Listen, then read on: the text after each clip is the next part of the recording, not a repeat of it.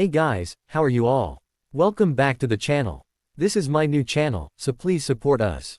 Now let's start today's story on. What if Harry and Hermione were the last two wizards alive?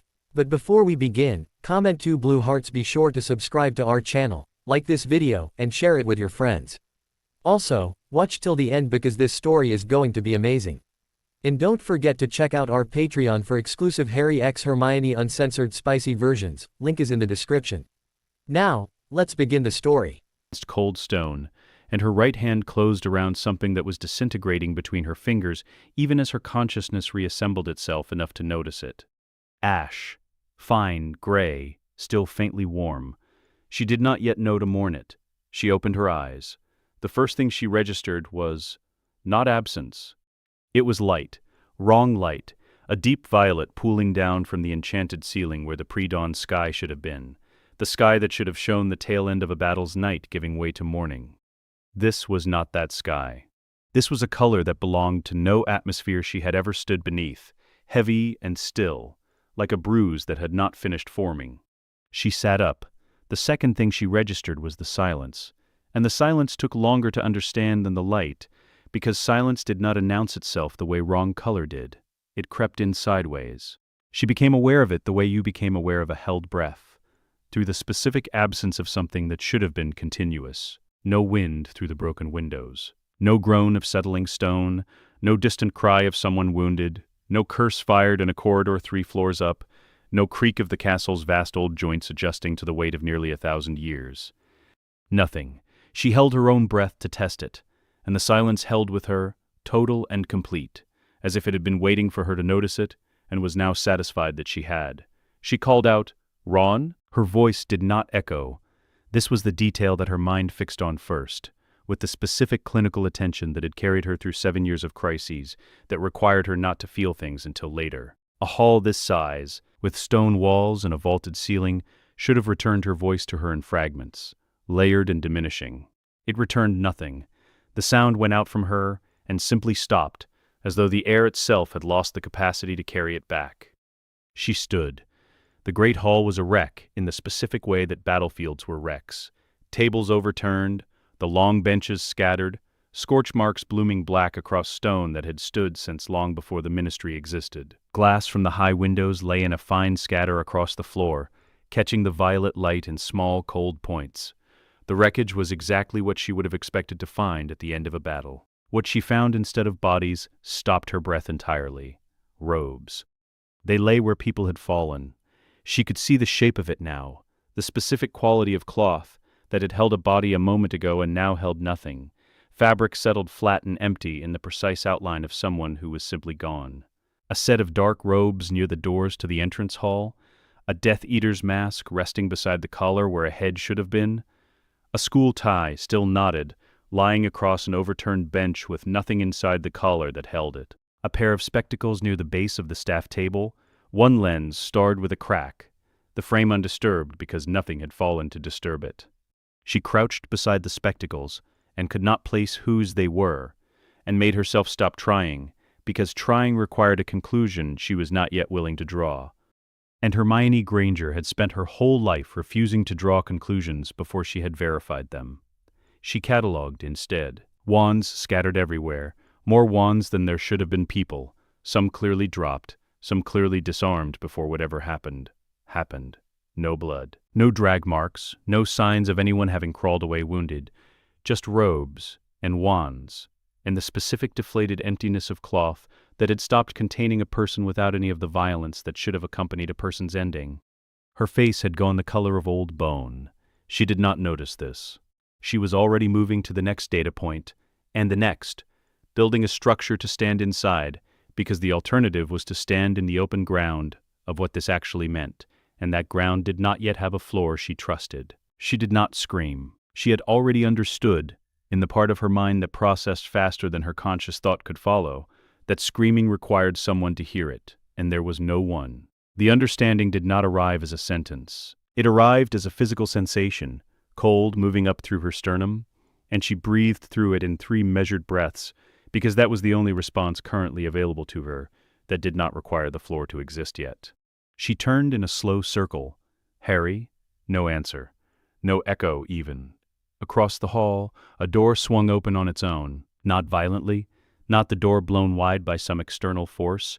It opened the way a door opened for someone who had simply pushed it, except no one had pushed it. At the same moment, far down a side corridor, whose mouth was visible through the gap, a single torch flared to life, its flame steady and orange against the violet dark.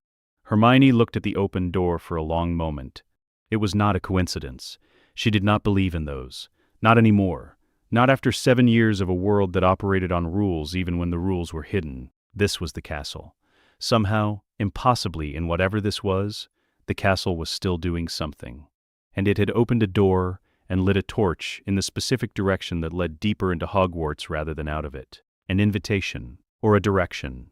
Something nearer the head of the hall held her first, though the dais, the splintered high table, the wide scorched circle burned into the stone in front of it where the last duel of the night had clearly ended. A second wand lay there, snapped clean through the middle, yew and phoenix feathers spilling from the break. She recognized it. She had seen it pointed at people she loved more times than she could count, and seeing it broken and abandoned told her, with more certainty than anything else in the hall had managed, that whatever had happened here had happened after Harry won. It did not tell her where Harry was now. She was still staring at the broken wand when she heard it. Not a voice, not quite, but breath. Ragged, uneven, entirely human, coming from somewhere near the base of the dais, where an overturned bench had fallen across someone lying half in shadow. She was moving before she had finished deciding to move. He was face down amid the wreckage, one hand still loosely curled around a second wand, pale, knotted, unmistakable even in poor light, and his glasses askew but unbroken on his face. For one suspended second, her whole chest seized around the certainty that she had simply found another set of clothes with nothing left inside them. Then he stirred and groaned and turned his head, and Harry Potter opened his eyes and looked up at her out of a face streaked with ash and blood that was, as far as she could immediately tell, entirely his own and entirely alive. Hermione? His voice came out cracked, disoriented, the voice of someone surfacing from somewhere very deep. You won? She said. I think you won. Harry, can you sit up? He could, slowly, wincing, the Elder Wand still gripped tight in his right hand, as though some part of him had refused to let go of it, even unconscious. He looked around at the hall, at the violet light pooling from the ceiling, at the wreckage, at the doors standing open onto a darkness that had no business being so total. And Hermione watched the same understanding that had taken her several long minutes to assemble arrive in him in the space of a single look. "Where is everyone?" he said. It was not quite a question. "I don't know yet," Hermione said. "I've been trying to find out since I woke up. There's no one, Harry. Not Ron, not... I haven't found anyone. Just robes. Just things people were wearing." He got to his feet unsteadily. One hand braced against the broken bench, the Elder Wand never leaving his grip, and stood beside her in the ruined hall, looking out at a silence that had nothing left in it to disturb. "I need air," he said finally. "I need to see the grounds. I need to see if it's just in here." They went together, out through the doors that had somehow already opened themselves, into a night gone the wrong color overhead, and a forest standing dark and motionless at the world's edge. And they crossed the lawn side by side because neither of them, after everything, could bear to do it alone. The grounds opened up before them under the wrong violet sky, the forbidden forest a dark, unbroken mass at the world's edge, the lake flat and still beyond the slope of the lawn. Nothing moved. No bird crossed the sky. No creature called from the tree line. No wind stirred the grass. They stopped near the middle of the lawn, the castle rising silent behind them, the silent forest rising silent ahead, and stood for a moment without speaking. "Everyone is gone," Hermione said, not a question. A statement laid down like a stone, flat and final, the only way she could currently bear to say it. "I think so," Harry said. He was still holding the Elder Wand loosely at his side, as if he had not yet decided what else to do with it. "I remember the curse. I remember it rebounding. I remember falling, and then nothing. Just this." "I don't know what happened," she said. "I'm working on a theory. I think it has something to do with him," Harry said, looking back at the castle, at the violet-lit windows. "Something he did, or something that happened when he died. I don't know which yet. Both of those things might be true." Another silence. longer this time. Then she closed the gap between them and put her arms around him, and he held on, his chin against the top of her head, and above them the great hall's ceiling went on showing its impossible sky to no one but the two of them. They walked the castle together, because neither of them could bear to walk it alone. The dormitories were the worst of it, in the specific way that the smallest, most domestic details were always the worst of it. The Gryffindor common room fire had burned down to embers and gone cold in its grate, and the room held the precise wreckage of an evacuation, a half-finished game of exploding snaps scattered across a table, a cardigan draped over the back of a chair, an essay abandoned mid-sentence on a desk by the window, the quill still resting in the ink blot where its writer had set it down to go and fight. The dormitory beds were made and unmade in the chaotic pattern of people who had left in a hurry days or weeks ago and never returned to tidy them.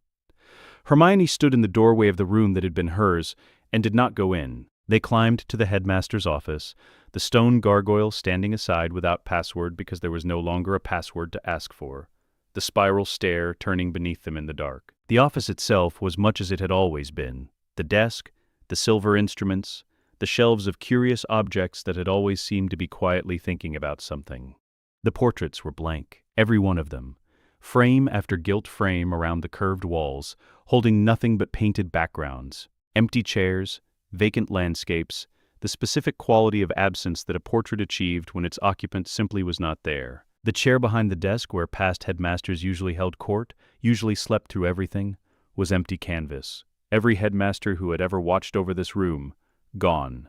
Harry stood in front of the largest of the empty frames and said nothing for a long time.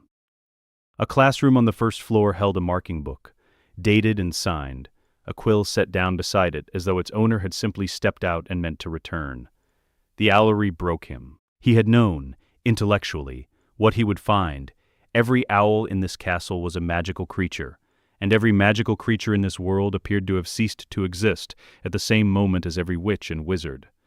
He had built the conclusion carefully on the way up, so that the empty perches would simply confirm something he had already accepted. It did not work that way. He stood looking at the rows of bare perches, at a single gray feather caught in a tangle of straw, thinking of a snowy owl that was not here to be mourned among them because she had already been lost to him months before any of this began, lost in a hedgerow on the road out of his aunt and uncle's house. And somehow that older grief and this new vast one folded into each other until he could no longer tell where one ended and the other started. Hermione did not touch him. She stood a foot away, her hands at her sides, and let him stand there for as long as he needed to, the way she had learned to do across a year of watching grief move through him in waves that could not be hurried and should not be interrupted. When he finally turned away from the perches, his eyes were dry, but something in his face had set, the way wet clay set when it had finally been left alone long enough to hold its shape. "All right," he said. "Yes," she said. In the entrance hall in the dark, with dawn still some unmeasured time away, Harry reached for her hand, a practical gesture meant only to keep them from losing each other in the gloom of a corridor neither of them had thought to light. Every torch in Hogwarts blazed to life at once. The light came on through every corridor and every stairwell and every distant room simultaneously, a single instant of total illumination running through the entire castle the way a held breath finally released. Neither of them had cast anything. Neither of them had spoken a word. They stood in the sudden gold light and looked at each other. "That wasn't me," Harry said. "It wasn't me either," Hermione said. She looked down at their joined hands, and then up at the nearest torch, burning steady and warm where a moment ago there had been only dark, and something moved behind her eyes that was not yet understanding, but was the first shape understanding would eventually take. Dawn came at last through the entrance hall's high windows, ordinary dawn, gray gold and entirely unremarkable, the sky over Scotland behaving exactly as it always had, indifferent to everything that had happened beneath it. They climbed the astronomy tower together to watch it arrive. The ground stretched out below them in the thin early light, the lake flat and silver, the forbidden forest a dark unbroken mass at the world's edge, the Quidditch pitch standing empty in the morning quiet. A wind had returned at some point in the night. Harry felt it now against his face. The first moving air he had registered since waking among the wreckage of the hall, and it stirred the grass below them in long, slow waves. The world continuing to behave like a world, even though almost everyone in it had ceased to exist. "We're not leaving," Harry said. It was not quite a question, but it asked for confirmation anyway. "No," Hermione said. "This is ours now. Whatever it is, whatever happened, we're going to find out, and we're going to figure out what comes next, and we're going to do it here." He looked at her. The wind moved her hair across her face, and she did not push it back. Together, he said, "There's no other way left to do it," she said. The sun cleared the horizon fully, and threw long gold light across the grounds, across the tower, across the two of them standing at its edge, the only two people left to see it. By the third day, hunger had become a fact they had to manage, rather than a feeling they could ignore. The kitchens, when they had first descended to them on the morning after, had told its own version of the story the rest of the castle had already told. House elf magic had kept those vast ovens running and those endless tables supplied for centuries, and house elves were magical beings, and magical beings were gone. The larders held only what had never depended on an elf's hand to conjure it fresh: dried goods, a few sacks of flour gone slightly stale, and, in the back of a storeroom, neither of them had ever had reason to enter, a stock of tinned food left over from some long-abandoned Muggle studies practical, cases of it stacked against the wall under a film of dust. They had been eating from those tins for 3 days: cold beans, tinned peaches, a kind of stew that came in a can with a faded label and tasted, Hermione observed on the second night with the flat humor of someone too tired to find anything actually funny, like the inside of the can itself. Neither of them had slept more than a handful of hours at a stretch. Sleep arrived in collapses rather than decisions, the body simply refusing to continue, and woke them again within a few hours with the specific quality of dreams that left a residue they could not quite name. They had spent those 3 days doing the only thing either of them knew how to do with a catastrophe of this size. They had surveyed it. Hermione kept the findings in a notebook she had taken from a stationer's cupboard in an empty classroom, because the alternative, not writing anything down, felt to her like a kind of surrender she was not prepared to make. The notebook sat open on a table in the library, its pages filling with her small, urgent handwriting, organized into headings she revised nightly as new information arrived. Time of event: 3:47 a.m., May 2nd. This she had established by cross-referencing the last entries in 3 separate places, a clock in the headmaster's office that had stopped at that exact minute, its enchanted mechanism apparently dependent on something that had ceased to function, a half-cast timing charm on a dueling dummy in an abandoned classroom, frozen mid-effect, and more disturbingly, her own memory of the battle's last clear moments, which placed her in the Great Hall at very close to that time. Scope: total, simultaneous, non-discriminating among magical beings. Every witch and wizard, every magical creature with sufficient magical blood to register. She had confirmed this on the second day, walking the grounds and finding the lake's edge silent of merpeople, the forest silent of centaurs, even the Thestral's usual grazing ground at the forest's border standing empty of anything that left hoofprints. Non-magical objects, unaffected. The castle's stones remained. Furniture remained. Books remained, though no one remained to read most of them. Object enchantments, functional and autonomous. The staircases still moved. The suits of armor still stood ready, and on the second day one of them had inexplicably saluted Harry as he passed. An action neither of them could explain, except to note that whatever animated the armor clearly still recognized something worth acknowledging. The Great Hall's ceiling still displayed a sky, though it was, Hermione had noted with a kind of bleak professional interest, the wrong sky, a deep violet that corresponded to no atmospheric condition either of them could identify, as though the enchantment had lost whatever distant calibration kept it tethered to the actual heavens above Scotland, and was now, instead, showing them something else entirely, something on the other side of wherever the missing had gone. Wards. Decaying at the perimeter, stable at the core. This had taken longer to confirm. Hermione had walked the boundary of the school's protective enchantments on the second day, alone, while Harry slept, and had felt, rather than measured, because she had no instrument capable of measuring it, a thinning at the edges, a gradual fraying of magic that had once been maintained by dozens of active hands, and was now sustained by nothing but its own residual momentum. Voldemort, presumed destroyed along with everyone else.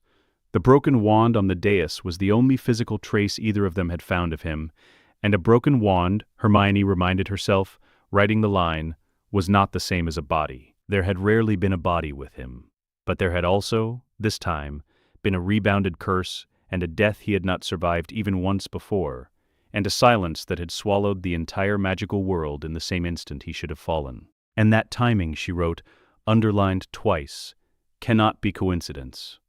It was Harry who found the scorched circle.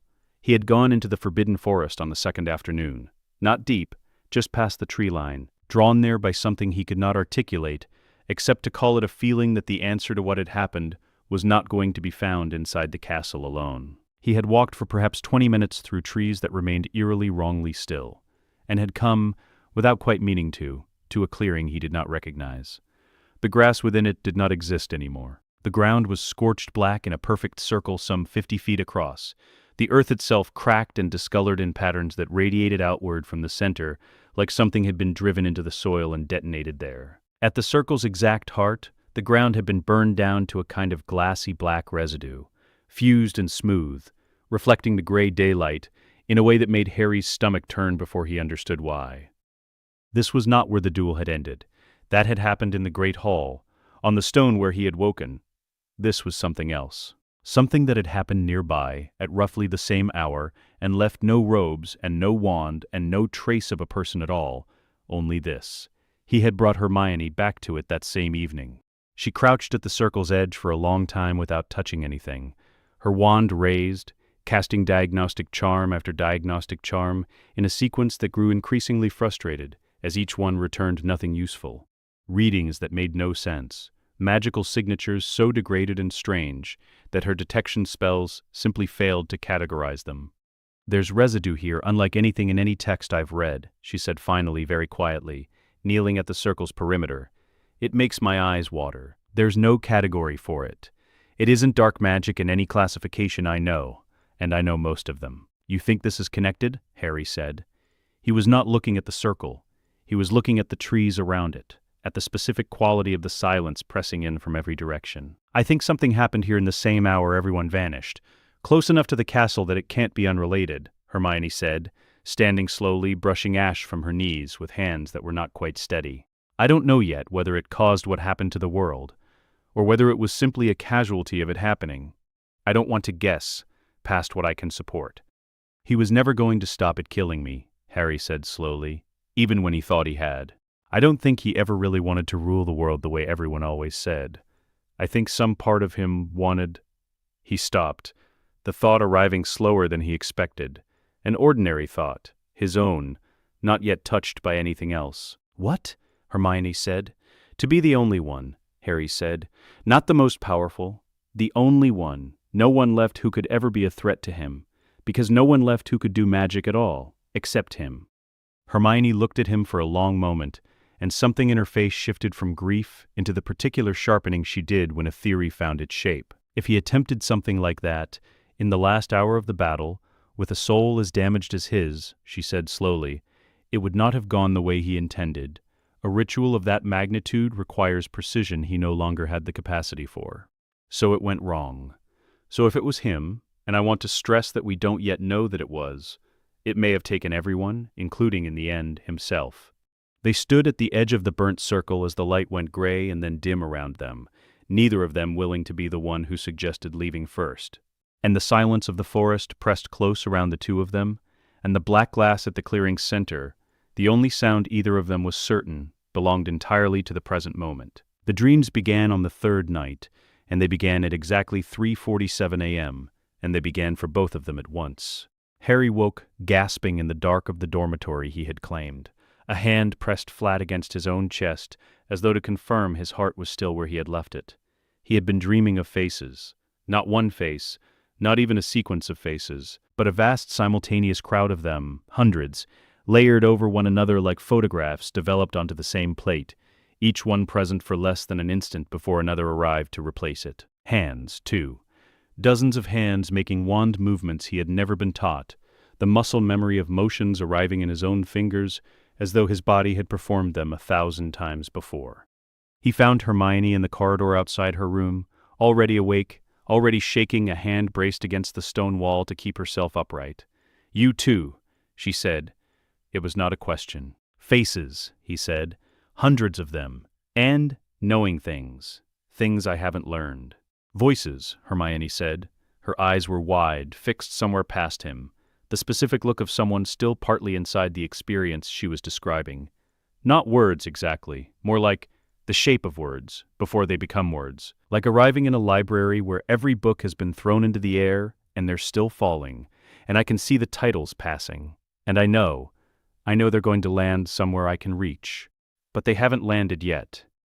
They sat together on the cold floor of the corridor until the gray light came up at the window, neither of them willing to return to sleep, both of them turning the same unspoken thought over without saying it aloud. Because saying it aloud would make it real in a way that simply experiencing it, so far, had not quite managed to do. It's not chaos, Hermione said eventually, very quietly, mostly to herself. It's organizing. Whatever this is, it has a shape. It's just not finished falling into it yet. I fixed a ward this morning, Harry said, on the North Tower. I didn't think about how. I just knew the way you know how to walk. I could have explained it to you afterward if you'd asked. I just couldn't have explained it beforehand. Hermione turned to look at him fully for the first time since he had found her in the corridor. We're inheriting them, she said. Harry, the magic that belonged to everyone who's gone. It isn't gone with them. It's flowing somewhere. And there's nowhere left for it to flow except into the only two people still capable of holding it. He did not answer immediately. Outside, the grounds were beginning to take on color as the sun climbed, the lake going from black to gray to a dull early silver, the world continuing its old, unbothered rhythm around a silence that no longer had anyone in it to notice the rhythm, but the two of them. He became aware, in the quiet that followed, of something new at the very edge of his attention. Not a sound, not quite a feeling, but a presence, low and constant, like warmth radiating from a nearby fire he could not see. He looked at Hermione and understood, without being told, that she had become aware of the same thing in him at the same moment. A second heartbeat, steady and warm, running just alongside his own. By the 14th day, Hermione had not slept in the dormitory for nearly 2 of them. She had taken over the library in the specific total way she had always quietly wanted to and never quite admitted. Every table along the central aisle pressed into service, covered now with parchment and quill marks in a density that would have alarmed the school librarian into an early grave. Notebooks lay open 3 and 4 deep, cross-referenced with string and small torn flags of paper marking pages she meant to return to. She had been awake, by Harry's count, for the better part of 46 hours. She was not transcribing knowledge that needed to be looked up. She did not need to look anything up anymore. That was the entire vertiginous point. What she was building in those dense ranked pages was a map of a country whose entire territory she had woken up one morning, already standing inside. Taxonomy, she had written at the top of the central notebook, underlined twice. Beneath it, branching categories in her small, precise hand: ward architecture, potion theory both base and advanced, transfiguration animate and structural, curse and counter-curse theory, healing both physical and magical trauma, arithmancy foundational and applied to large-scale enchantment. The list ran to 4 pages before she had stopped to eat anything, and even then she had eaten standing at the shelf with a tin of peaches in one hand and a quill in the other. Harry found her there on the morning of the 14th day, with a fresh page open before her, and an expression on her face that he had only seen a handful of times in 7 years. The specific stillness of someone who had just done arithmetic that frightened them. How many spells, she said, without looking up, do you think the average witch or wizard knew, in their working lifetime? I don't know. A few hundred? That's roughly what I'd estimate too, working backward from what I now know about typical curricula and typical careers. Somewhere between 300 and 400, as a conservative figure. She turned the notebook to face him. Rows of figures, painstakingly built up from population estimates she had pieced together from fragments of ministry record-keeping she now somehow had complete recall of. There were, by my best reconstruction, somewhere in the region of 900,000 magical beings on Earth at the moment of the pulse. Witches, wizards, and creatures with sufficiently developed magical cognition to count as practitioners in their own right. That's not Hermione, that's not very many people, for the whole world. No, it isn't. The wizarding world was always small. That's precisely what makes the number that follows so disturbing. She tapped the next line. If even a third of those 900,000 possessed unique knowledge, A technique, a variant, a piece of regional tradition that existed nowhere else, that still hundreds of thousands of distinct contributions. Add in everyone who simply taught something well, whose particular way of explaining a concept made it accessible in a way no textbook ever has. Add every healer's private innovation, every duelist's signature counter. She set the quill down. We don't have some of it, Harry. We have all of it. Every tradition. Every dead language of spellcraft. Every regional school of practice that never got written down because it didn't need to be, because it simply lived in living people, passed hand to hand. She said this last part quietly, not triumphantly. The weight of it sat in the room with them, heavier than either of the empty chairs around the table. We have it all, she said again. Harry had spent that same fortnight outside. Not avoiding her, he had told her so directly. On the fourth day, when she had asked with the careful neutral tone she used when she was worried she'd given offense, without meaning to. He simply could not sit still with what was happening to him the way she could.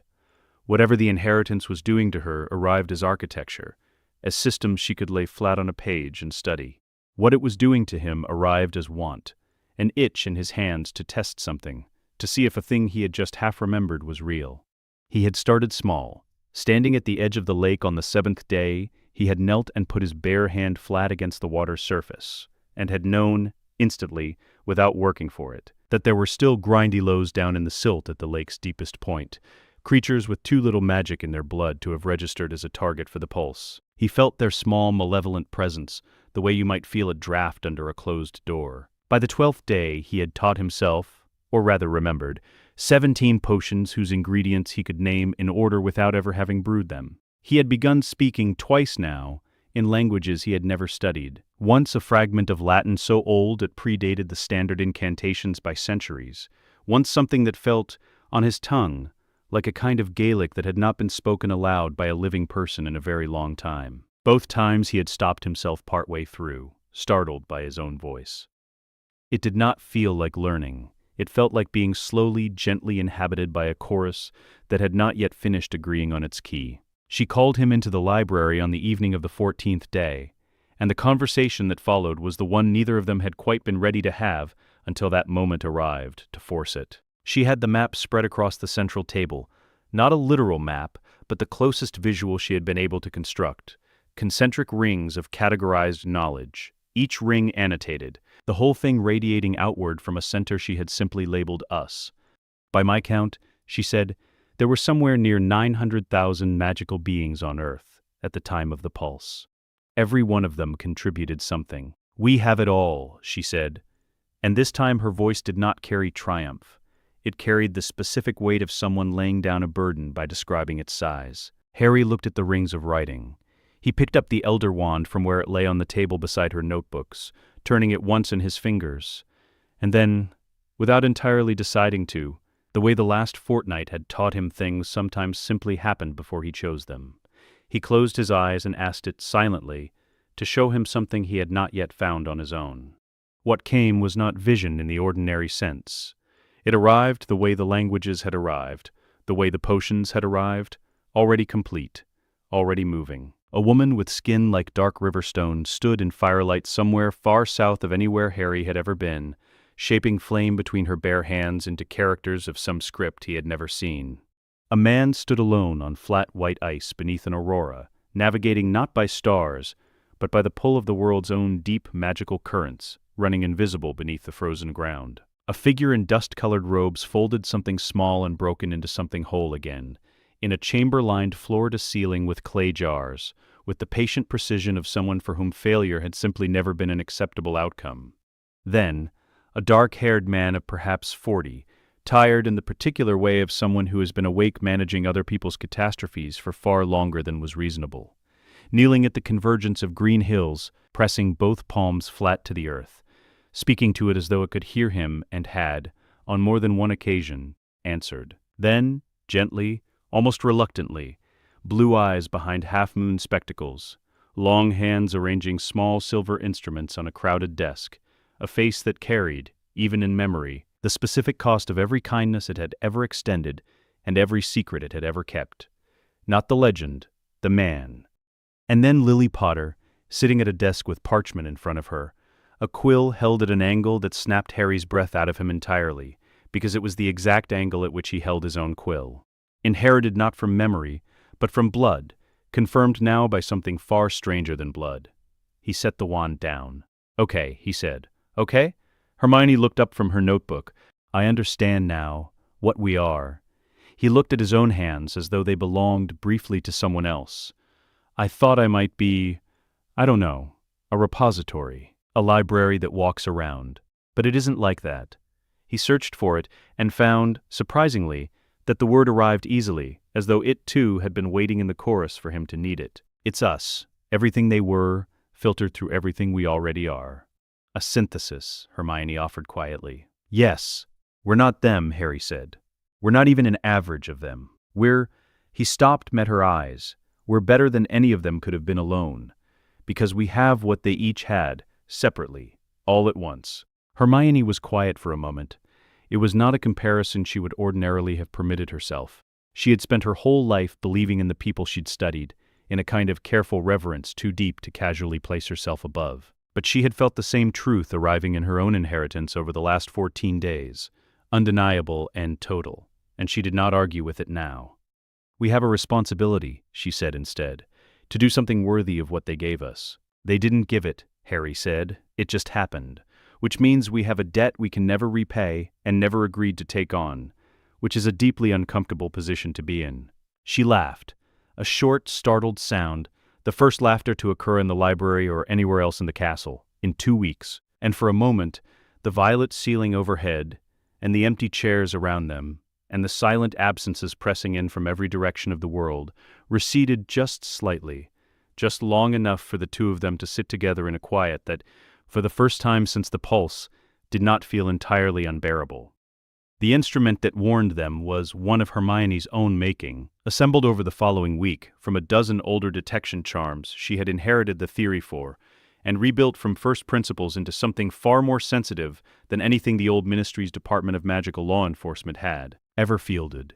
It sat on a windowsill in the library, a small brass ring suspended on a thread above a shallow basin of still water, and on the morning of the 29th day it began, without warning, to turn. Hermione found it spinning when she came down at dawn.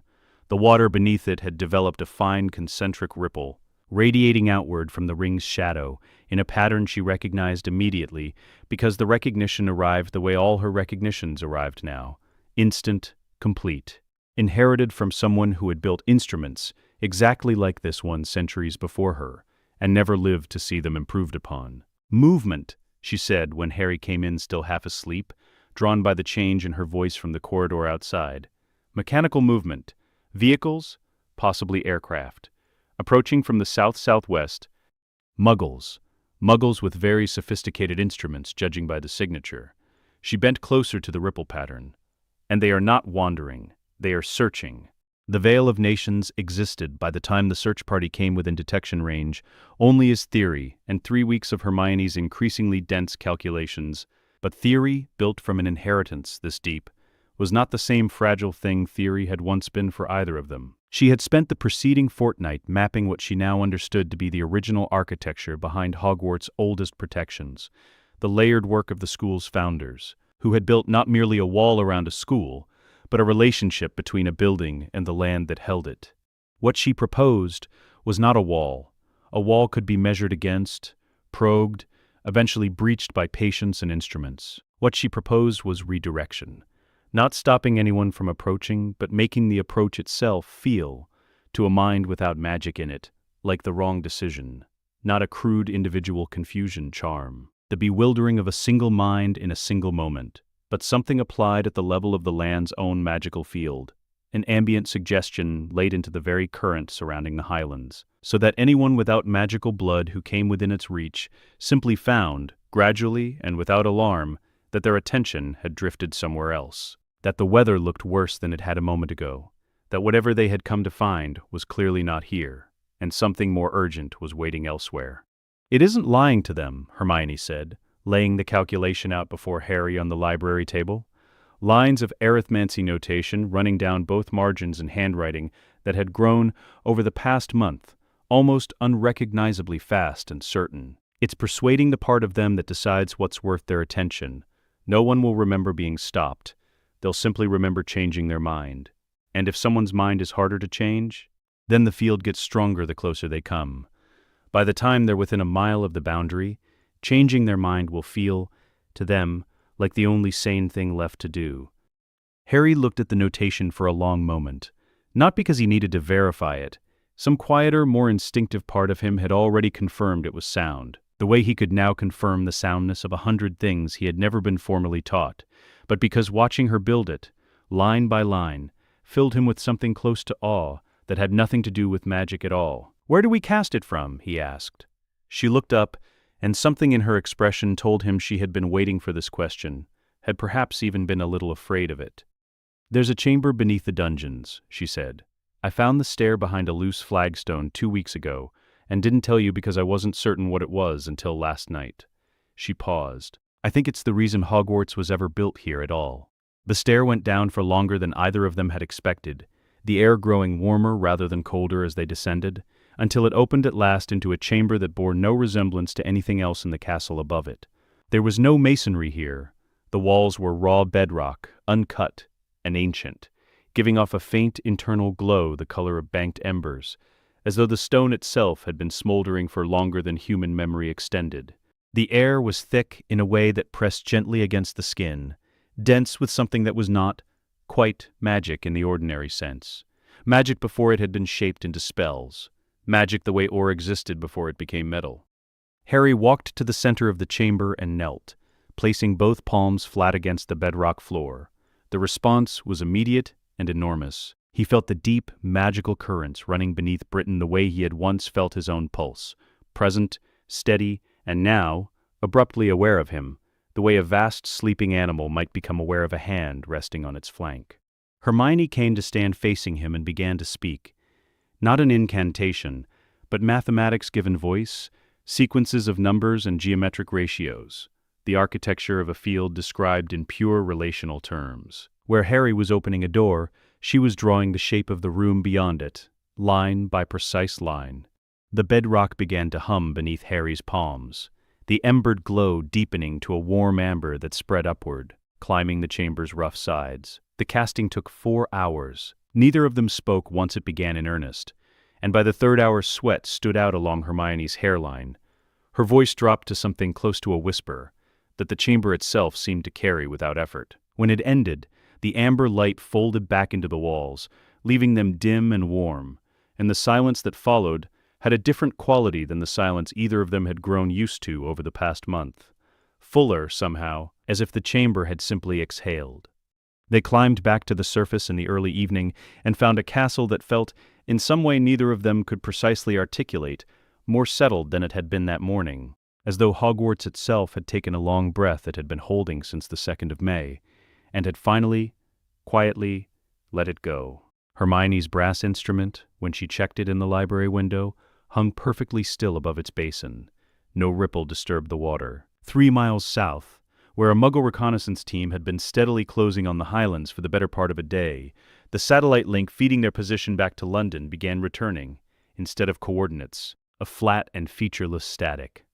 Harry stood at the top of the astronomy tower as the light went down over the grounds, and for the first time since waking in the ruined Great Hall, he did not feel hunted. "Someone once told me this was the safest place in the world," he said, when Hermione joined him at the parapet. "Whoever told you that was right," she said, looking out at the dark, settled lake, the silent forest, the boundary now humming somewhere beyond sight with the patient amber pulse of a wall that had nothing to do with stone. "They just didn't know yet that the reason would eventually be us."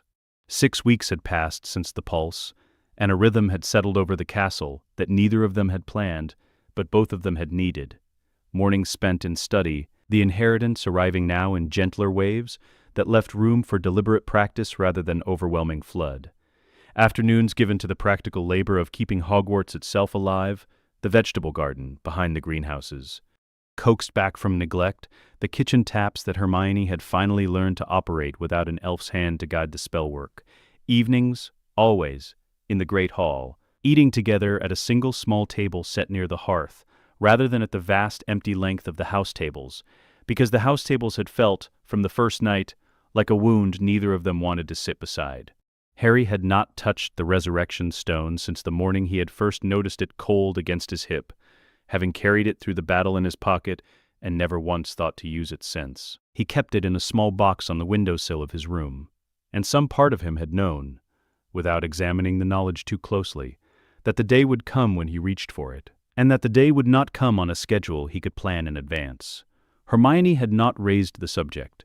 She had understood since the third week, watching him pass the box without looking at it, that grief moved at its own pace, and that summoning the dead and then losing them a second time was not a wound either of them could afford to reopen carelessly. On the morning of the 6th-week anniversary, without discussing it, he went and got the box. Hermione had been preparing for this for 2 weeks, since the evening he had first mentioned it in passing, almost carelessly, the way people mention things they were testing the weight of before committing to saying them properly. She had not pushed. She had simply begun designing, quietly, in the margins of her other work, a framework that would let whatever came through the stone stay rather than flicker and fade the way the old tales described. Present for minutes, not nights, and never able to be touched at all. "I want to be honest with you about what this is," she said, before they began laying the finished design out on the table between them. "Every account I've ever read says the stone alone cannot do this. What it brings back is meant to be a shadow, close but cold, never quite present, never meant to be kept. I'm not using the stone alone. I'm building something around it, an anchoring, drawing on the same kind of binding I've been studying in the oldest love magic theory, strong enough to hold a presence steady instead of letting it flicker. This will let them stay longer, and perhaps even be touched, in a way the old stories say should not be possible. I don't fully know yet what that will cost, if anything. I wanted you to know that going in, rather than discover it partway through." Harry considered this for a long moment, the box held loosely in his hands. "If it doesn't work the way the old stories say it should," he said finally, "I'd rather know that going in too. Let's try it properly then." The anchoring protocol, when she finally finished laying it out for him in full, was not powerful in the way the Veil of Nations had been powerful. It was precise in a way that frightened her more than raw force ever had. 4 discrete points within the fabric of the Great Hall, each one tuned to receive and hold a single specific resonance, built from a combination of the stone's own summoning principle and the gentler love magic theory she had been quietly developing since the day she first found herself wondering, with an ache she hadn't expected, what protective magic born purely of love might actually feel like to perform. They cast it together in the great hall as the afternoon light slanted gold through the high windows. Harry held the stone in his closed fist. Hermione stood facing him, her wand tracing the 4 points of the chamber in a sequence so careful it took the better part of an hour, her voice low and even, building the resonant frame stone by invisible stone, the way she had built the chamber below the dungeons weeks before. When it was ready, Harry closed his eyes and turned the stone 3 times in his palm, and spoke their names. Sirius Black, James Potter, Lily Evans Potter, Remus Lupin. They came slowly, the way photographs developed in a dark room. First a suggestion of shape against the air, then edges, then the specific impossible solidity of someone you had loved and lost standing in a room with you again. Sirius arrived laughing.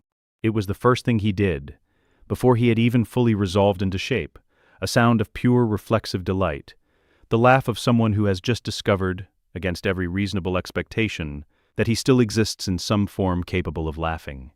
Then his eyes found Harry, properly found him, and the laugh folded into something else, something raw and unguarded that Sirius Black, who had spent his whole life performing a careless ease even at his worst moments, did not bother trying to hide. He reached out, half expecting his hand to pass through empty air the way the old stories said it should, and stopped, startled, when his fingers actually met the fabric of Harry's sleeve, faint resistance where there should have been none at all. Hermione's design had held. He stood close, examining Harry's face with the focused, hungry attention of someone cataloging every change in a person they loved. "You got taller," he said. "That's what you open with?" Harry's voice cracked slightly on the second word. "You did, though," Sirius said, "and you look like your dad, more than you used to." James and Lily arrived together, hand in hand, and stood looking at their son with an expression that had no clean translation into language. The specific impossible mixture of pride and grief and wonder that belonged only to parents watching a child become something they had hoped for and never quite dared to imagine. Lily spoke first. "Oh, sweetheart," she said. And that was all. It was everything. Remus came last, and quietly, the way he had always done everything, entering a room without disturbing its air, his presence announcing itself only once you noticed it was there. He inclined his head to Harry, then to Hermione, his eyes moving across her face with a gentleness that nearly undid her composure entirely. "Tell me what happened," he said. "All of it. I want to know." They talked through the night. A fire burning in the hearth Hermione had conjured for atmosphere rather than warmth. Harry and Hermione sat close together on a transfigured bench, and the four silver-gray figures arranged themselves loosely around them, the conversation moving without hurry, the way conversations moved among people who had once had all the time in the world. They explained the pulse, what little they understood of its mechanics, the scorched circle in the forest, the theory of a ritual that had likely consumed its own caster along with everyone else. "Where are you, actually?" Harry asked, the question he had been holding back since the moment they arrived. "What's it like?" "It's not what I expected," Sirius said gently. "I can't describe it properly. I've tried, but I can tell you it isn't bad." Harry told them, slowly, about the inheritance, the languages, the potions, the faces that arrived behind his eyes when he closed them, the way the Elder Wand had shown him visions of people he had never met. James leaned forward at this. "Harry," he said, "you were marked out by Voldemort because of a prophecy neither of us ever fully understood while we were alive. Don't mistake what you're doing now for what that prophecy required of you. You were always going to be extraordinary, with or without him. This is what you've chosen to become, not what you were assigned." Hermione had been quieter than the others might have expected, watching Lily's face with the particular intensity of someone working up to a question that mattered more than she wanted to admit. "Mrs. Potter," she said finally, "I need to ask you something." "Lily, please," Lily said gently. "Call me Lily." "Your protection," Hermione said. "What you did, at the end. I've been studying the theory behind it for weeks. The little of it that survives in any text. I think it might be part of the reason the world can come back at all. But I need to understand it properly, not as theory, as something you actually did and felt while you did it." Lily looked at her for a long moment, something thoughtful and tender passing behind her gray, translucent eyes. "Ask me anything you want to know," she said. Dawn arrived gray-gold at the high windows, and the four shades began to fade. Before he went, Sirius fixed Harry with a look that had the weight of a hand on his shoulder. "You and Hermione," he said, "take care of each other." "Always," Harry said. "You know that." "I know," Sirius said. "I just needed to say it out loud. Someone has to make sure you don't do anything stupid without me here to talk you out of it." "Hermione does that. See?" The ghost of his old grin again, brighter this time. "Just before the light took him entirely. You've already got a system." They were gone with the first true light, leaving the great hall in a silence that felt, for the first time in 6 weeks, like a silence that had something gentle folded inside it, rather than only absence. Hermione sat with the fire burning low, and the morning sky finally, properly blue-gold at its eastern edge, and after a long while she said quietly, "Are you all right?" Harry considered the question honestly, the way the last 6 weeks had taught him to consider everything. "No," he said, "but I'm better than I was." She reached across and took his hand, and the torches along the hall's walls brightened, very slightly, of their own accord.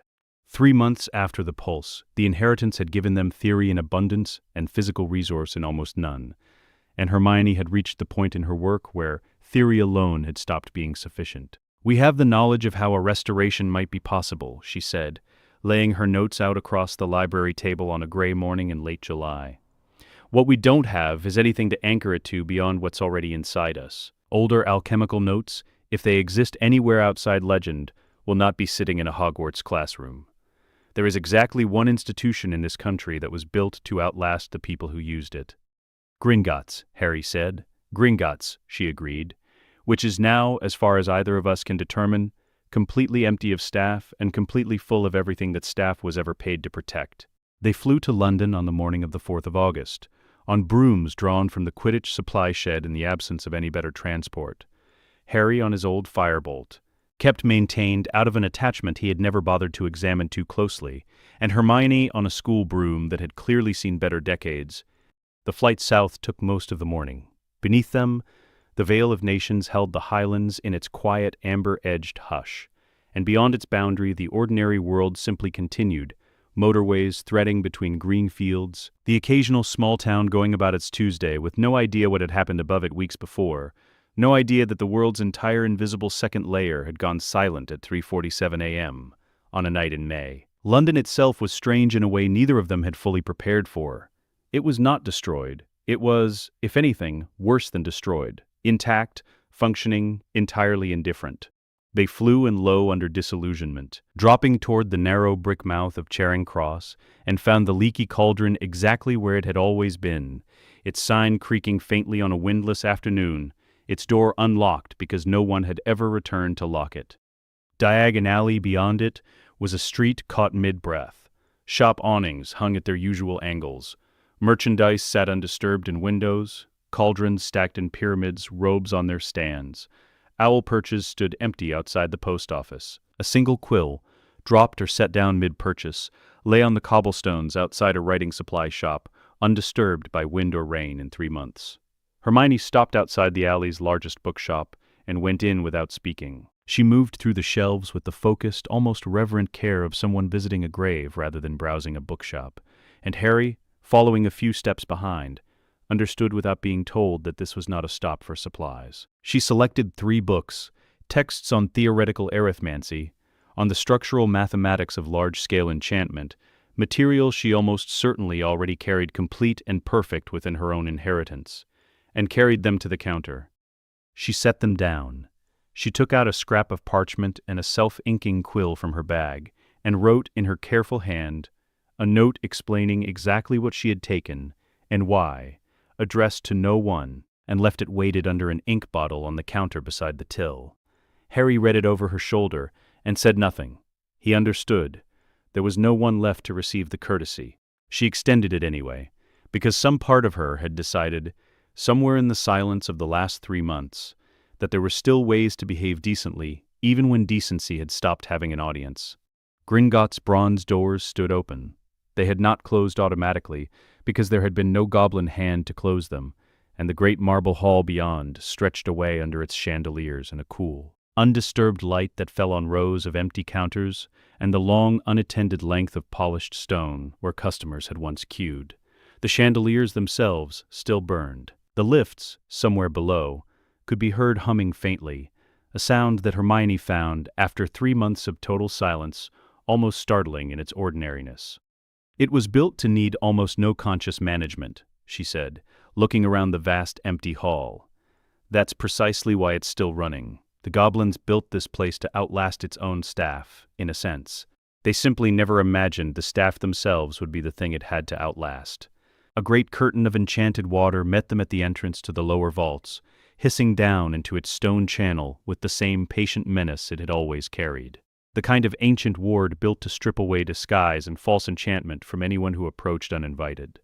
Hermione stood before it for a long moment, then began to speak, not English, but a low, guttural sequence of sounds that arrived from somewhere deep in the inheritance, second-hand and strange on her tongue.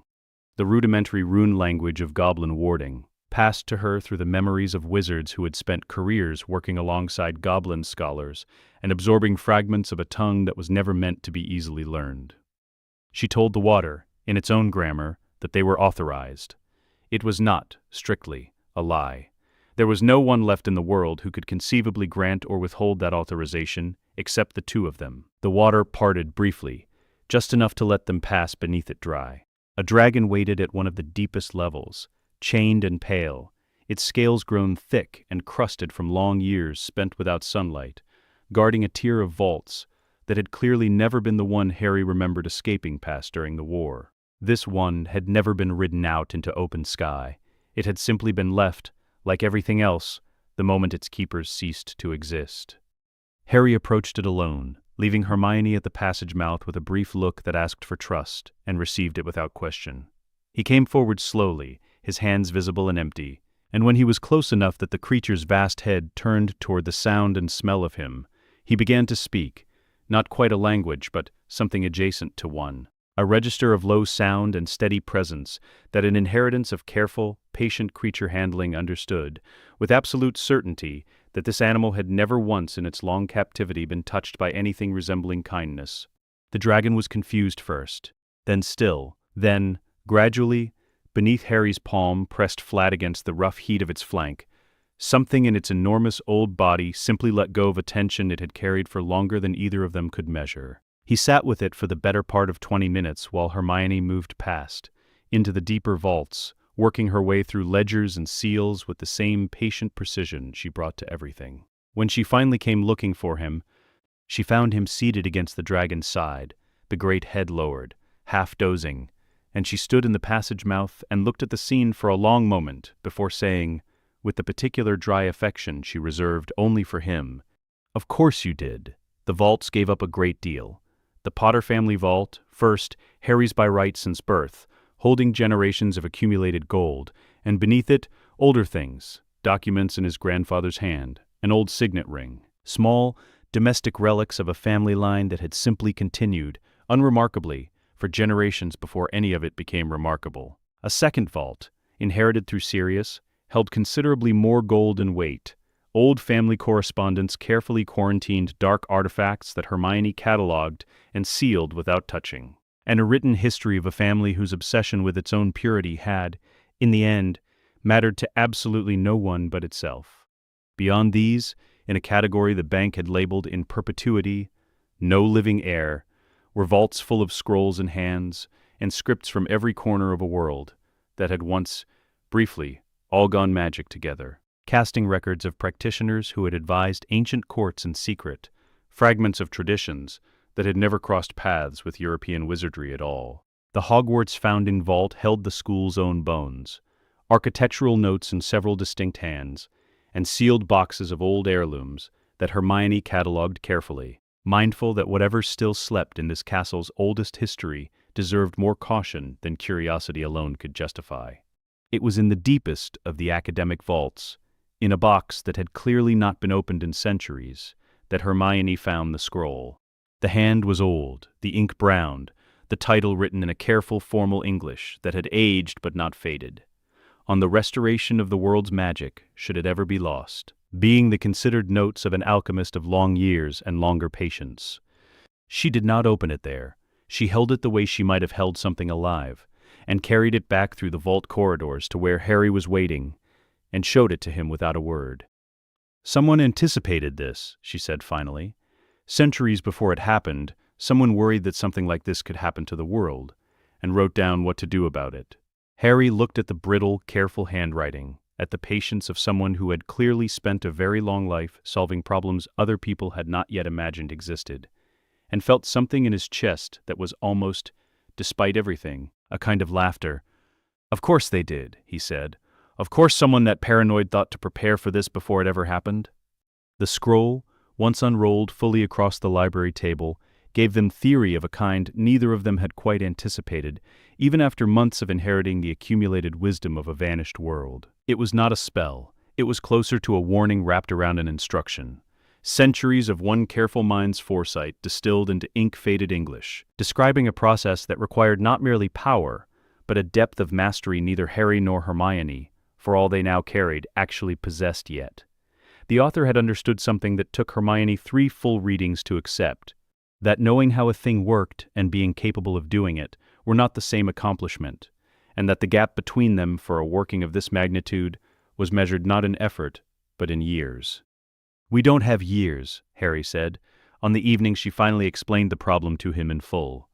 "Every month we wait, the Muggle world gets a little closer, and whatever's left of the magical field gets a little thinner." "We don't have years in the world outside this castle," Hermione said slowly, and he watched the specific quality settle over her face that meant a solution was assembling itself faster than her voice could keep pace with it. "But that isn't the only kind of time there is."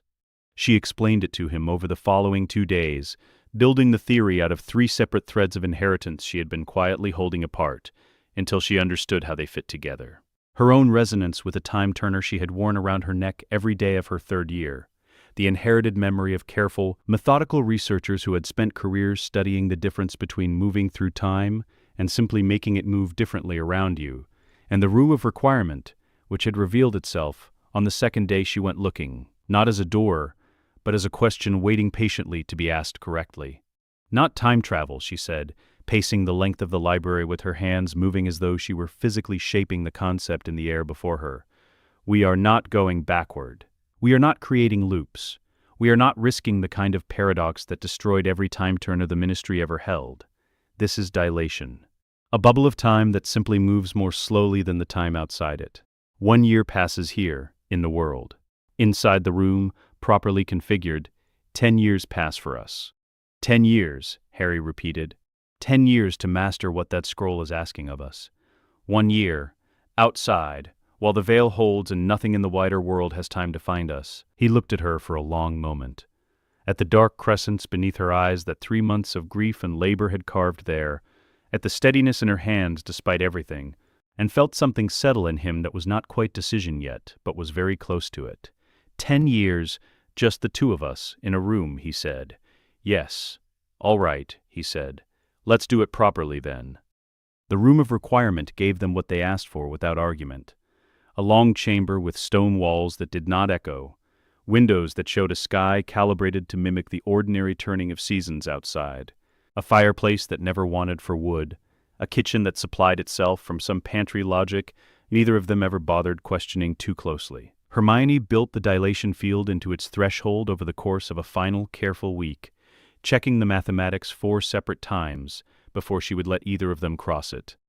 They stepped through together on the first morning of September. Year 1 belonged to argument as much as to study. Hermione wanted foundation laid systematically.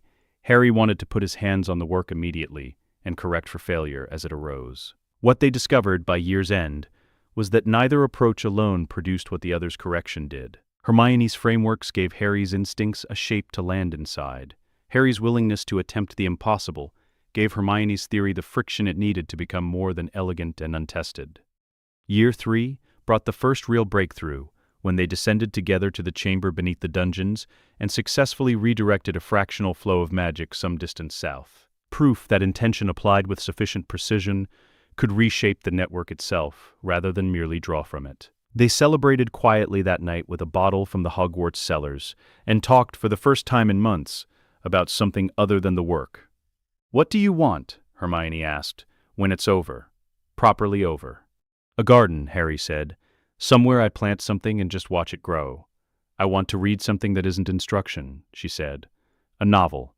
Something with no spell in it whatsoever." Year 5 gave them the first wordless casting, when Hermione reached for the shape of an intention and found Harry already there, already moving with her, no spoken cue between them at all. They described it to the council on their next outside visit. Sirius asked what it had felt like thinking with 2 minds, Harry said. But only one thought. "That's not magic," Lily said softly. "That's love." Year 7 completed the great mapping, Hermione finishing a chart of every deep nexus point on Earth. Year 9 belonged to Harry alone, a total accounting of the Elder Wand's true capacity, drawn from the memory of every master who had ever held it.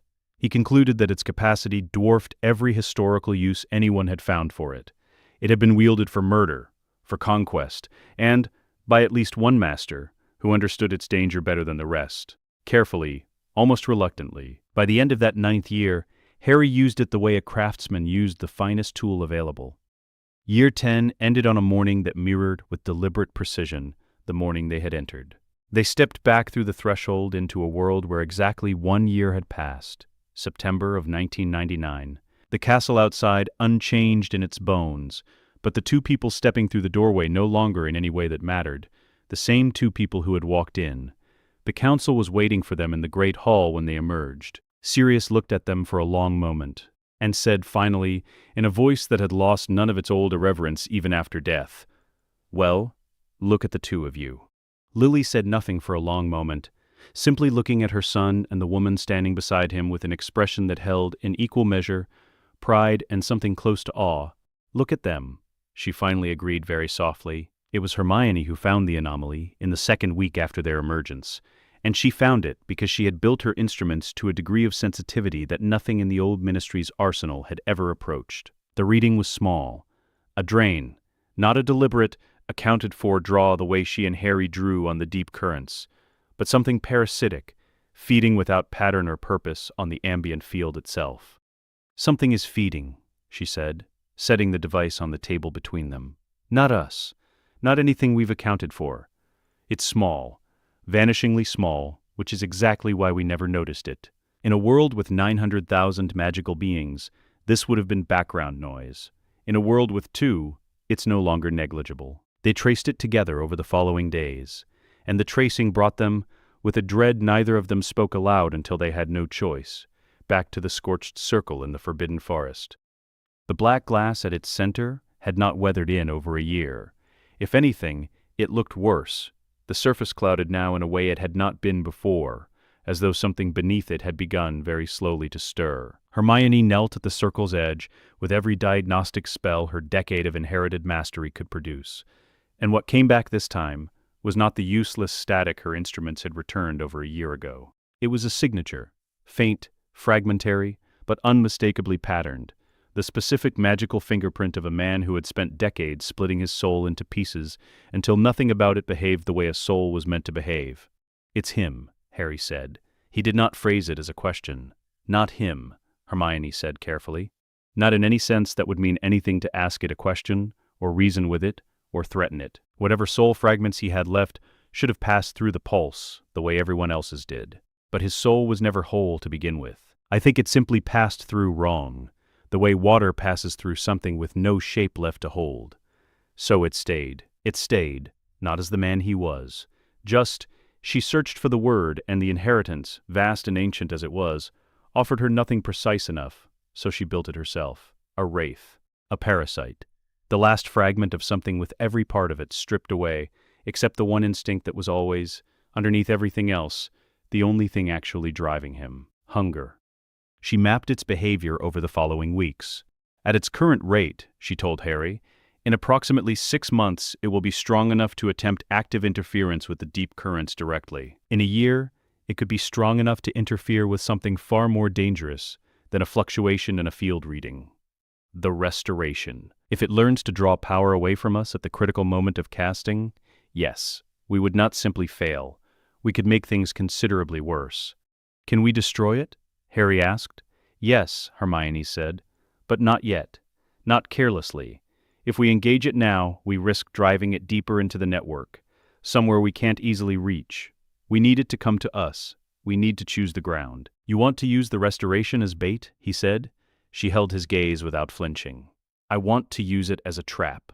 The redesign took the better part of a month, the two of them reworking the entire architecture of the old scrolls casting to serve a function its original author had never imagined it might need to serve. Not merely the redistribution of the world's magical field, but a structure that would, at its moment of greatest power, concentrate and funnel the wraith into a single fixed location.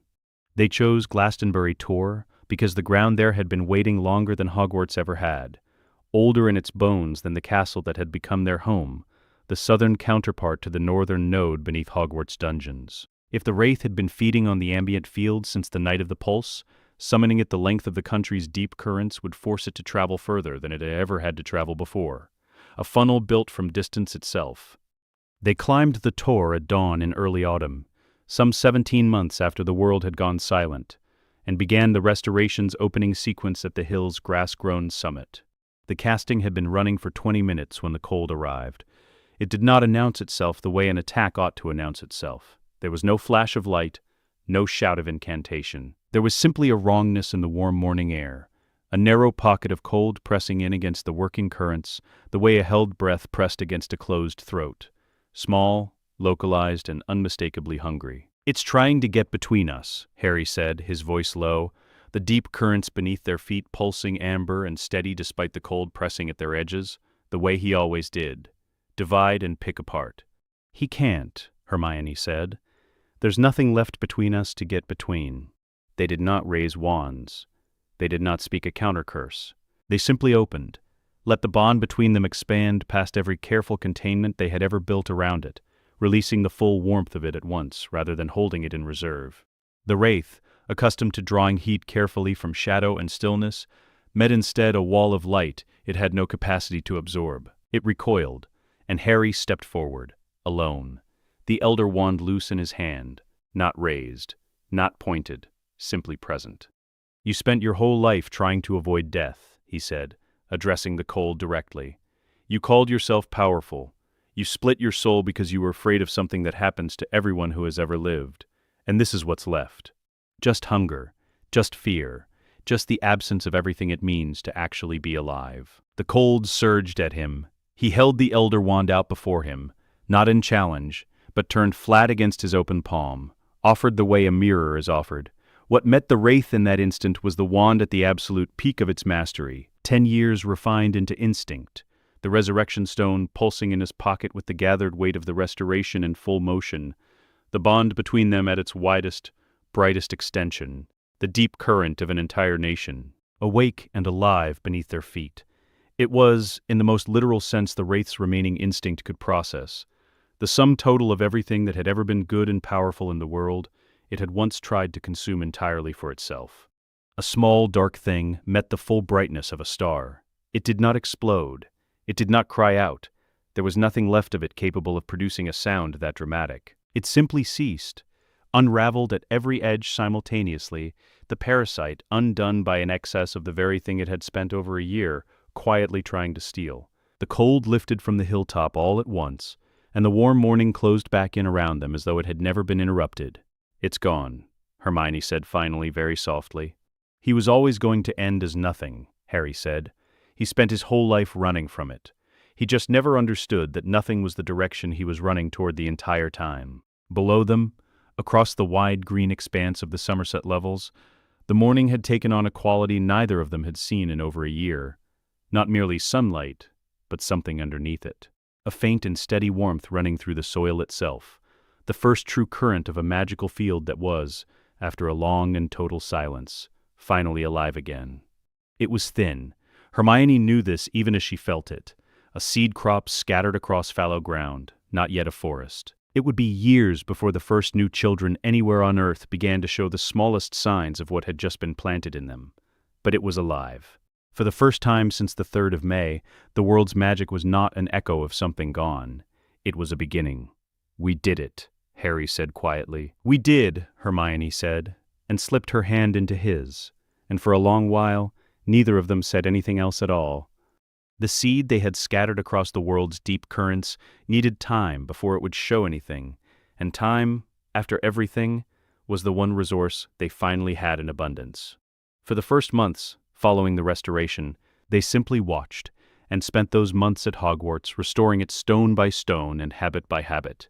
Not because the castle required physical repair, so much as because the act of caring for it gave shape to days that might otherwise have felt formless. They spent the better part of 3 months afterward, drawing the line between what to keep of the old world and what to set aside. What they kept, Hogwarts itself, rebuilt and reopened. The essential shape of magical education, Gringotts record-keeping, restaffed by a new system answerable to people rather than old grievances, and the ethical bones Hermione distilled into a single founding sentence. Magic is a gift, not a weapon. The weak deserve protection. Knowledge belongs to everyone who can carry it responsibly.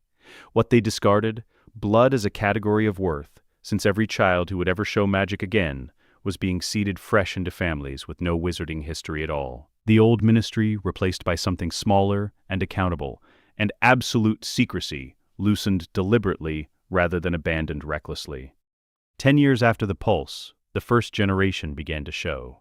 Hermione's instruments flagged several children across 4 continents within the same season, each one entirely without wizarding ancestry, each one the genuine first fruit of what the restoration had planted. They went to each child in turn, gently beginning always with the family rather than the child alone. The visit that stayed with both of them longest was the one in Lagos, to a mother named Gozi who had exhausted every explanation her own world had to offer for what her daughter could do. "She sets things alight," Nosy said, her arms folded tight across her chest. "Without touching them, the fire is always the color of how she feels." Hermione knelt slowly, at a careful distance, and explained, not with theory, but simply the way she might have explained something to an 11-year-old version of herself, frightened and uncertain. "There used to be a whole world of people like her," she said. "It went quiet for a while. Your daughter is one of the first signs it's coming back." Harry knelt in front of the girl, a daze, bringing himself level with her measuring stare. "Do you know what you are?" he asked her. Different, she said, after a moment's serious consideration. Yes, Harry said, so are we, and we are going to make sure that being different turns out to be the best thing that's ever happened to you. The fire that flickered briefly to life in the girl's small cupped hands turned as he watched a clear and steady gold. They returned to Hogwarts that autumn to find the castle ready in every practical sense to receive students again. Though it would be years yet before there were enough of them anywhere in the world to fill even a fraction of the house tables still standing, polished, and waiting in the great hall. The Sorting Hat sat on its stool, exactly where it had always sat, and Hermione, over 3 quiet evenings, had written it a new verse, not erasing the old houses, which she and Harry had agreed deserved their long-earned places, but adding to them. Gryffindor remained, for courage and loyalty. Ravenclaw remained, for wisdom and curiosity. Hufflepuff remained for dedication and fairness. Slytherin remained too, its history acknowledged honestly rather than scrubbed clean. Beside them stood new houses for mastery, ingenuity, and vision, a recognition of the range of excellence the new world would need to cultivate. 100 years after the Pulse, the world did not look like the one that had ended. The revelation of magic to the wider world had come decades earlier, not as confession forced by circumstance, but as a careful, negotiated unveiling Harry and Hermione had managed personally, year by patient year. By the century mark, the distinction barely mattered anymore. There was no longer a magical society and a separate ordinary one. There was simply society, one world that had, in the end, learned to absorb wonder the way it had once absorbed every other impossible thing. Harry was 117 years old. Hermione was 118. Neither of them looked it, not in any sense that aging usually meant, Harry's mastery of the Hallows tethering him to the world more slowly than time should otherwise have permitted. Hermione's century-old resonance with the deep currents she had once mapped by hand, keeping her tied to a flow that simply did not run down the way an ordinary life ran down. They knew it would not last forever, and they had made their peace with that a long time ago. The centenary fell on the 2nd of May, and the wider world marked it with a global ceremony neither of them attended. They spent the day instead at Hogwarts, in the rooms that had been their home for a century, and in the evening climbed to the astronomy tower as the sun went down, the way they had climbed it on the very first morning, 100 years and 1 lifetime ago. Below them, the grounds were full of students drawn from every continent, children who had grown up entirely inside a world that had always had magic in it, who knew nothing of the silence that had once swallowed a generation, except as a chapter in their history lessons. The council of those who had found their way to the anchoring's frame had grown with the century. Sirius, James, Lily, and Remus joined, over the long decades, by others who had found their own way back, visible now to anyone who came to look for them, in a world that had finally made its peace with the full reality of what magic was, and what it cost. "Do you ever think about it?" Hermione asked eventually. "What would have happened if it hadn't gone wrong? If we'd simply won the war the ordinary way, and everything had just continued?" "Yes," Harry said. A pause. "Less than I used to. I think about Ron. I know. I think about it and it's beautiful. And I also think, it isn't worse. What we have instead, it's different. It's ours, in a way nothing else could ever have been. This world only exists," Harry said, "because you're brilliant and I'm stubborn, and neither of us ever once agreed to stop. That," she said, "is the single most accurate summary of our entire lives. I wouldn't trade it," he said. "Any of it, not even the terrible parts, because every one of them led here." He looked at her, the last of the light catching in her eyes. "They led here and to you, and to whatever still comes next." She looked back at him with a century of partnership held quietly behind her eyes. "What comes next," she said, "is supper. I told the kitchen 7 o'clock. He laughed, the sound easy and unguarded, and they stayed a while longer on the tower, as the stars came up properly overhead, Hogwarts glowing warm and full beneath them, alive with the voices of students discovering, each in their own time, exactly what they were capable of. At midnight, when the tower had gone quiet and the castle had settled fully into sleep, a figure appeared at the edge of the parapet. It did not arrive dramatically. It simply was there, the way it always was, eventually, for everyone. Not threatening, not impatient, present in the manner of something that had all the time that had ever existed and felt no need to hurry any part of it. Harry glanced toward the figure. It inclined its head slightly, an old familiar acknowledgement. Not yet. He nodded back, the same understanding passing between them that had always passed between them since a ruined hall a century ago. Not yet. There's still more to do. When he looked again, the parapet held nothing but the two of them and the wide field of stars. Was that? Hermione asked. Old friend, Harry said. Just checking in. She leaned her head against his shoulder, the geometry of it worn smooth and familiar by 100 years of practice.